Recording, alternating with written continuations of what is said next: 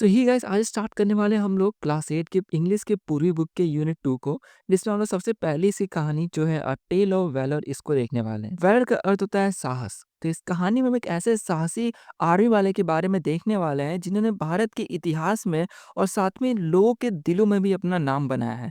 और वो है मेजर सोमनाथ शर्मा, जिन्हें भारत का सबसे पहला परमवीर चक्र भी मिला है। परमवीर चक्र आप ऐसे समझ सकते हो कि जो मेडल्स दिए जाते हैं आर्मी वालों को, उनमें जो सबसे हाईएस्ट लेवल का मेडल है वो है परमवीर चक्र। इनकी ब्रेवरी और सैक्रिफाइस लोगों के लिए एक बैकन यानी इंस्पिरेशन बन गई है। और हर जगह पे, चाहे नेशनल वॉर मेमोरियल हो, देशभक्ति के गीत हो, कहानियां हो, या आज़ादी का अमृत महोत्सव के जश्न हो, हर जगह मेजर सोमनाथ शर्मा का नाम लिया जाता है। आगे की कहानी थोड़ी कंफ्यूजिंग लगती है बच्चों को, बट आपको कंफ्यूजन ना हो इसलिए थोड़ा ध्यान से सुनना, क्योंकि एक्चुअल में बहुत ही स्ट्रेट फॉरवर्ड है कहानी।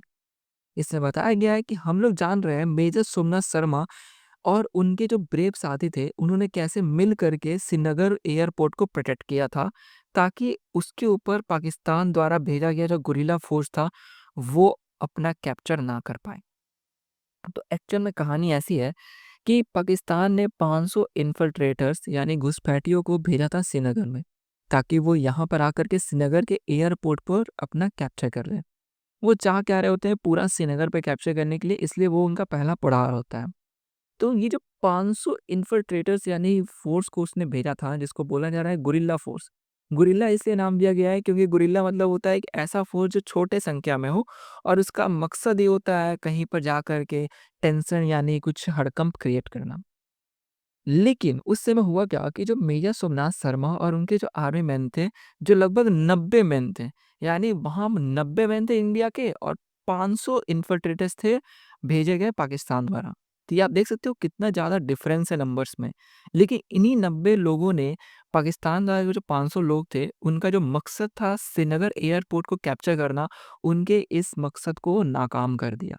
वो कैसे किया उस चीज़ को नीचे बताया। तो होता ऐसा है कि जम्मू और कश्मीर के महाराजा हरि सिंह एक एग्रीमेंट साइन किए हुए रहते हैं पाकिस्तान के साथ कि पाकिस्तान कभी भी जम्मू और कश्मीर पर हमला नहीं करेगा। लेकिन पाकिस्तान ने ऑपरेशन गुलमार्ग लॉन्च कर दिया, जिसमें वो चाह रहा था पूरे कश्मीर पर अपना कब्जा करना।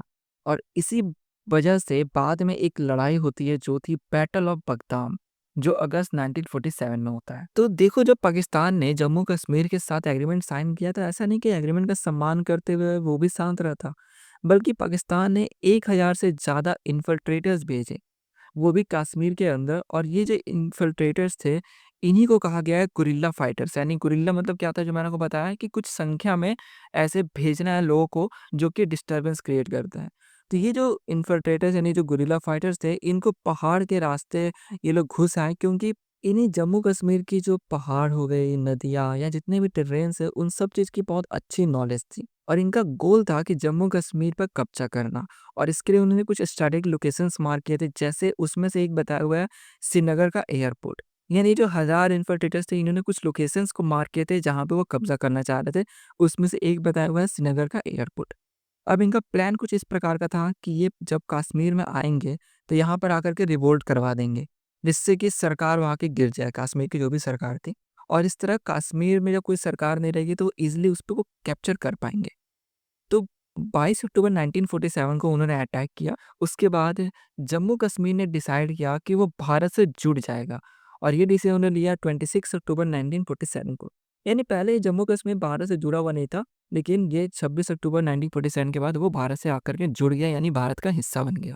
उसके बाद भारत ने तुरंत अपने ट्रूप्स को भेजे, और 27 अक्टूबर 1947 को, यानी एक ही दिन बाद, भारत ने सोल्जर श्रीनगर एयरलिफ्ट किए, यानी एयरप्लेन के थ्रू वहां पर भेजे। फिर 31 अक्टूबर को डी कंपनी के, ऐसा एक नाम समझ सकते हो, उसमें जो कुमाऊं रेजिमेंट है, रेजिमेंट मतलब होता है कि एक ग्रुप ऑफ सोल्जर्स जो किसी कर्नल के अंडर में हो, उसके 4th बटालियन को यानी 4th ग्रुप को भेजा गया। और इसके जो कमांड में थे वो थे मेजर सोमनाथ शर्मा। लेकिन जब उन्हें श्रीनगर भेजा जा रहा था, उस समय उनके लेफ्ट हैंड में प्लास्टर हुआ था। तो उनके जो सीनियर ऑफिसर्स होते हैं वो कहते हैं कि आप कैसे ऑपरेट कर पाएंगे। तो वहाँ पर मेजर सोमनाथ शर्मा बोलते हैं कि मैं जो अपने बटालियन है, जो मेरा ग्रुप है जिसे मैं कमांड करता हूँ, उसे मैं बाकी से बहुत अच्छी तरीके से जानता हूँ। वो मेरे बिना सही से ऑपरेट नहीं कर पाएँगे। यानी कि ये अपने उस क पूरे ग्रुप को अच्छे से ऑपरेट कर सकते हैं, ये कमांड कर सकते हैं, इसे बोलते हैं कि उन्हें जाने देने के लिए और इस वजह से वो वहाँ पर आ जाते हैं श्रीनगर में। अब जैसे ही वो श्रीनगर में पहुँचते हैं तो उन्हें एक अलग-सा अफ़वाह आता है कि बडगाम का एक गाँव है, जो एयरपोर्ट है श्रीनगर के उससे 5 किलोमीटर दूरी पर है। और एयरपोर्ट एक ऐसे इलाके पे, एक हाई इलाके पे है, जहाँ पे जाने के लिए आपको उस गाँव से होके गुज़रना पड़ेगा।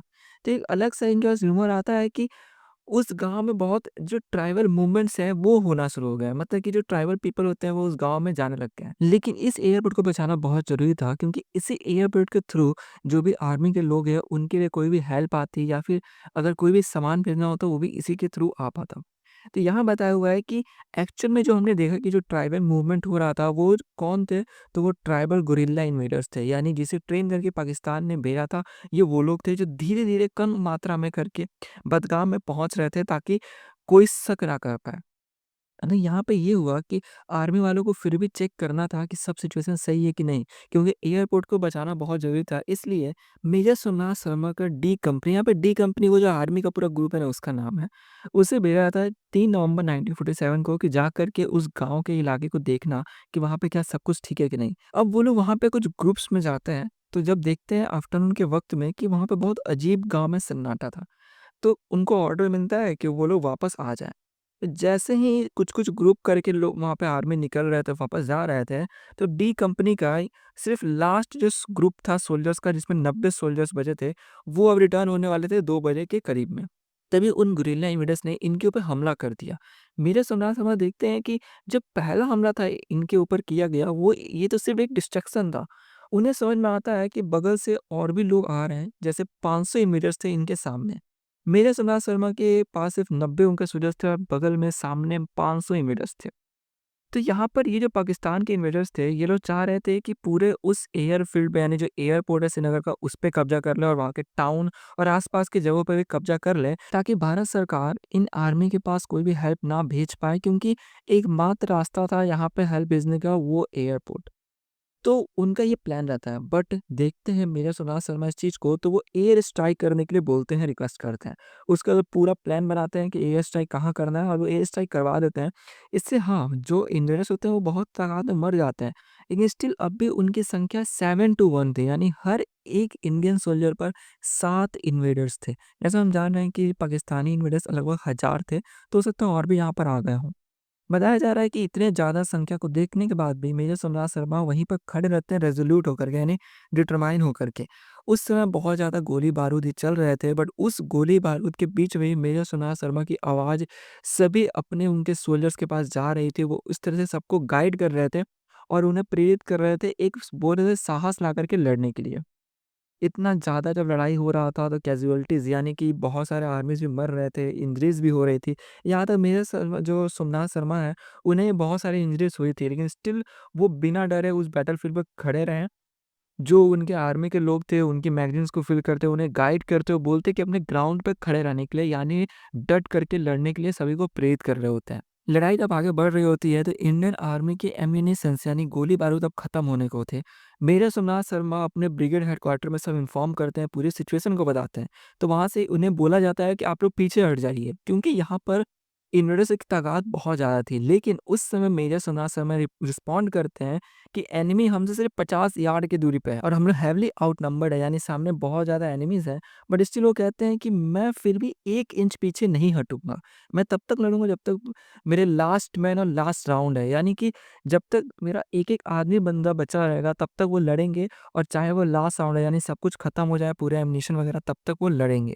फिर कुछ ही मिनट बाद वो क्राउच करके यानी घुटनों पे बैठ करके ट्रेंच के पास जो गड्ढा सा रहता है वहाँ पर मशीन गन ऑपरेटर था उनका यानी उन्हीं का सोल्जर था, उसकी मदद करने वो जाते हैं लेकिन तभी उनके ऊपर एक मोटा सेल आता है यानी कि एक बॉम्ब आ गिरता है और उनकी वहीं पर मृत्यु हो जाती है इंस्टेंटली। लेकिन फिर भी उनकी जो सोल्जर्स थे वो हार नहीं मानते, वो डिमोटिवेट नहीं होते क्योंकि उन्होंने जस्ट देखा था कि उनके सोल्जर कितनी ब्रेवली लड़ाई लड़ रहे थे। और इस वजह से सारे जो सोल्जर्स थे उन्होंने लगभग 6 घंटे और अपने एनिमीज़ को रोक करके रखा लेकिन उसके बाद वो ओवररन हो गए। यानी धीरे करके सभी मारे गए और जितने भी सोल्जर्स थे वो फिर सभी मृत हो गए। तो यहाँ पर इन्हें मृत्यु कहना या फिर मरना सही नहीं रहेगा टर्म। यहाँ पे हम यूज़ कर सकते हैं टर्म कि वो सारे शहीद हो गए और इनकी बहादुरी की वजह से सरकार वहाँ पर रीइंफोर्समेंट यानी कि और सैनिक को वहाँ पर भेज पाई। जैसे कुछ सोल्जर पंजाब रेजिमेंट से वहाँ श्रीनगर पहुँचे थे। बताया जा रहा है कि इन लोगों की बहादुरी की वजह से श्रीनगर जो है वो बच पाया था उस दिन, नहीं तो पूरे जो दुश्मन लोग थे वो सब श्रीनगर पे कब्ज़ा कर चुके रहते। आगे इसमें दिया गया है कि मेजर सुभाष शर्मा की जो ये डी कंपनी है यानी इनका जो पूरा बटालियन रेजिमेंट ग्रुप था, उन सभी को अवार्ड किया गया बैटल ऑनर यानी सभी को सम्मान दिया गया। और यहाँ पर मेजर सुभाष शर्मा जिन्होंने 24 की एज में अपनी जान दे दी अपने देश के लिए और पूरे सामने के जो जितने भी दुश्मन थे उनसे लड़ते हुए, ये बताया जा रहा है कि इस वजह से उनको ब्रेवरी का अवार्ड मिला और जो सबसे बड़ा अवार्ड है वो है परमवीर चक्र उन्हें दिया गया था। और वो पहले व्यक्ति थे इंडिया में जिन्हें परमवीर चक्र मिला था और ये अवार्ड दिया गया था पोस्टह्यूमनसली यानी कि उनके शहीद होने के बाद। कहा जा रहा है कि उनके साहस के लिए उन्हें ये पूरा अवार्ड दिया गया था। जैसा आप पूरा इस चैप्टर में जितना आपने पढ़ा, उससे आप देख सकते हैं कि किस तरह का सिचुएशन था और उन्होंने कैसे एक्ट किया। आगे हमें एक सिटेशन लिखा हुआ है, एक नोट दिया गया है और इस नोट में जो हमने इस पूरे चैप्टर में पढ़ा वही सब चीज़ें हैं जो समराइज़्ड वे में है। तो जो कि हमने इस पूरे चैप्टर को ध्यान से पूरा लाइन बाय लाइन पढ़ लिया है, तो इस सिटेशन में भी पढ़ने की ज़रूरत नहीं है। तो इसलिए हम लोग आगे कंटिन्यू करते हैं। हमने पूरे सिचुएशन को देखा, अब यहाँ पर कुछ उनके लाइफ़ के बारे में बताया गया है, उनके बचपन वगैरह के बारे में जिसको हम लोग देखने वाले हैं। तो बताया गया है कि इनका जन्म हुआ था 31 जनवरी 1923 में और ये था जगह हिमाचल प्रदेश के कंगरा जिले में। एक छोटे से गाँव जो कि है धाड़, वहाँ पे इनका जन्म हुआ था और इनका पूरा फैमिली जो है एक मिलिट्री बैकग्राउंड से था। इनके पिता मेजर जनरल अमरनाथ शर्मा थे जो कि प्रतिष्ठित सेना के अधिकारी थे। इनको बचपन में सुनाते थे इनके दादाजी महाभारत के वीर योद्धाओं की कहानी। ये इनके बारे में बताया गया है। जब वो थोड़े बड़े हुए तो बताया गया कि वो शेरवुड कॉलेज जो नैनीताल में है, वहाँ से अपनी शिक्षा प्राप्त किए। फिर उन्होंने ट्रेनिंग ली थी रॉयल मिलिट्री कॉलेज जो कि सैंडहर्स्ट में है। इनका लाइफ एक टेस्टामेंट है यानी एक एविडेंस है एक डिसिप्लिन और डेडिकेशन की, क्योंकि लाइफ में हमेशा डिसिप्लिन थे और डेडिकेटेड थे। कहा जा रहा है कि बाद में ये जाते हैं हैदराबाद रेजिमेंट में जहाँ ये 8th बटालियन में 1942 में काम करते हैं। यानी ऐसा समझ सकते हो सबसे पहले हैदराबाद में गए थे, वहाँ पे काम किए। देन वर्ल्ड वॉर 2 के दौरान जो अराकन कैंपेन चला था बुर्मा में, वहाँ पर भी अपना ये योगदान दिए। उसके बाद ये जो इंडो पाकिस्तान वॉर हुआ 1947 से 1948 के बीच जो हमने जस्ट इस चैप्टर में पढ़ा, बताया जा रहा है कि इस समय इनका एक्चुअल जो लेगेसी होता है ये फॉर्म हुआ। मतलब कि इनको एक रिकॉग्निशन जो होता है ना वो इसमें जाकर के इनको मिला है जो हम देख रहे हैं परमवीर चक्र जो इन्हें मिला था। यानी ये ऐसा नहीं कि इस लड़ाई में इस तरह से बहुत डेडिकेटेड या वीर का एक सिंबल दे रहे थे। वो हमेशा से जो बाकी भी जगह पे सर्विस किए अपना आर्मी का, वहाँ पर भी ये बहुत ही डेडिकेटेड डिसिप्लिन थे और इसी प्रकार से थे। अब इनकी कुर्बानी ने ऐसा नहीं कि सिर्फ श्रीनगर को बचाया बल्कि आगे आने वाली पीढ़ियों के लिए भी एक मिसाल दे दी ड्यूटी, ऑनर और पैट्रियटिज्म की। यानी ऐसा समझो कि ये एक एग्जाम्पल बन गए सभी लोगों के लिए, चाहे वो किसी भी फील्ड से रिलेटेड क्यों ना हो, कि अपने ड्यूटी, अपने ऑनर और अपने देश के लिए वो एक एग्जाम्पल बने। आगे बताया हुआ है कि कश्मीर की वो शांत वादियाँ जहाँ एक समय पहले लड़ाई हुई थी और एक्कोस गूंजे थे, यानी जो दोनों तरफ से लड़ाई हुई थी एनिमी में और यहाँ अपने इंडियन आर्मी में, बताया है भले वो धीरे-धीरे खत्म हो गई है, लेकिन मेजर सोमनाथ शर्मा जिन्होंने अपनी कुर्बानी दे दी थी, उनकी अभी भी बीकन यानी कि सैक्रिफाइस और करेज का जो सिंबल है वो अब भी शो होता है। यानी ये दर्शाया जा रहा है कि किस तरीके से उस ज़मीन पर उसे बचाने के लिए कितनी सैक्रिफाइस दी गई है। और ये कहानी मेजर सोमनाथ शर्मा की दर्शाती है कि किस तरह उन्होंने ये इंश्योर किया कि अब भी जो श्रीनगर है उसके अंदर इंडिया का ट्राइगर यानी झंडा लहराता रहे। और ये कहानी आपको सुनने में जितनी इमोशनल और सैड लग रही है, ये कहानी दर्शाती है कि फ्रीडम के लिए कितनी सैक्रिफाइस दी गई है। और ये सैक्रिफाइस ऐसे ही ना जाने कितने और वीर सैनिकों ने दी है। आगे इसीलिए बोला गया है कि ये जो ब्रेवरी का सिंबल देते हैं मेजर सोमनाथ शर्मा और इंस्पायर करते हैं आगे के जनरेशंस को, उनको गाइड करते हैं कि जो भी सैक्रिफाइस है वो कभी भी भूला नहीं जाता है। और जैसा आपने देखा इस पूरे कहानी के थ्रू कि मेजर सोमनाथ शर्मा किस सिचुएशन में लड़ाई किए थे, ऐसे ही जब भी आज़ादी की लड़ाई हुई है तो बहुत सारे सिचुएशंस बने हैं जहाँ पर कोई डट करके सैनिक ने अपनी लड़ाई की है। और इस वजह से उनके जो नाम है वो कभी भूले नहीं गए हैं बल्कि उसे एच्ड यानी लिखा गया है ऑनर वॉल पर, जो है नेस्सा वॉर मेमोरियल, जहाँ फ़ोटो ये बुक में दिया गया है। आप इसको देख सकते हैं कि यहाँ पर मेजर सोमनाथ शर्मा का नाम लिखा गया है। इसी के साथ बाकी और भी जितने भी सिपाही हैं, जिन्होंने ऐसा ब्रेवरी का सिंबल दिया हुआ है, उनके भी नाम यहाँ पर लिखे गए हैं। अब इस कहानी में आप अलग से कोई मोराल ढूँढ नहीं पाएँगे क्योंकि एक्चुअल में ये पूरी कहानी ही आपको हर जगह पे कुछ न कुछ सिखाती है। जैसे यहाँ तक कि मेजर सुमा शर्मा का जो बचपन था उसमें बताया गया है कि वो बचपन से ही बहुत ज़्यादा डेडिकेटेड थे और डिसिप्लिन्ड थे, जैसा कि हर किसी को होना चाहिए। आगे कहानी में हमें पता चला कि वो कितने ब्रेव थे और डेडिकेटेड थे लेकर के अपने देश के लिए उनकी देशभक्ति को भी हमने देखा। तो ये था पूरा इस कहानी के अंदर। आशा करता हूँ आपको वीडियो अच्छी लगी हो। वीडियो अच्छी लगी तो प्लीज़ लाइक कर दें, दोस्तों को शेयर कर दें और चैनल सब्सक्राइब करना बिल्कुल भी ना भूलें। तो मिलते हैं नेक्स्ट चैप्टर की वीडियो में।